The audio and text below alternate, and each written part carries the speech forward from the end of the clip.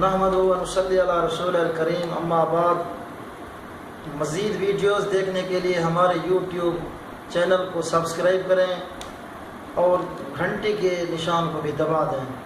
آج میں ناظرین کرام کے لیے آسان پرچوں کے لیے اور پرچوں میں کامیابی کے لیے 2 نسخے تجویز کیے ہیں، وہ آپ کے سامنے میں پیش کر رہا ہوں۔ اور جن بھائی تعلیم کو جاری رکھے ہوئے ہیں اور وہ امتحان میں جانے سے پہلے یہ عمل کرنا ہے کہ جب آپ گھر سے نکلیں تو 7 مرتبہ یہ آیت مبارکہ پڑھنی ہے، فَإِنَّ حَسْبَكَ اللَّهُ هُوَ الَّذِي أَيَّدَكَ بِنَصْرِهِ وَبِالْمُؤْمِنِينَ فَإِنَّ حَسْبَكَ اللَّهُ هُوَ الَّذِي أَيَّدَكَ بِنَصْرِهِ وَبِالْمُؤْمِنِينَ۔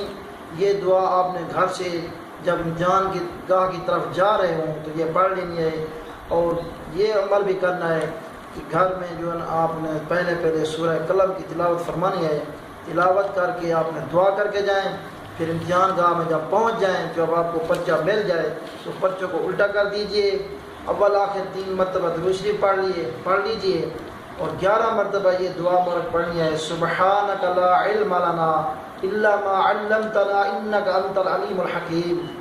کیا پڑھنا ہے؟ سبحانک لا علم لنا الا ما علمتنا انک انت العلیم الحکیم۔ پھر 11 بار آپ نے یا فتاح پڑھنا ہے، پھر 7 مرتبہ پڑھنا ہے، واللہ المستعان علی ما تصفون، واللہ المستعان علی ما تصفون۔ پھر آخر میں 3 مرتبہ درود شریف پڑھ کے جو ہے نا پھر پرچے کو حل کریں انشاءاللہ۔ اللہ تعالیٰ کے دست قدرت سے انشاءاللہ آپ کے جو ہے نا شرح صدر ہوگا، اور آپ کو جو ہے نا پرچے میں حل کرنے میں آپ کو آسانی ہوگی انشاءاللہ۔ امتحان میں کامیاب ہو جائیں گے۔ وما علینا الا البلاغ المبین۔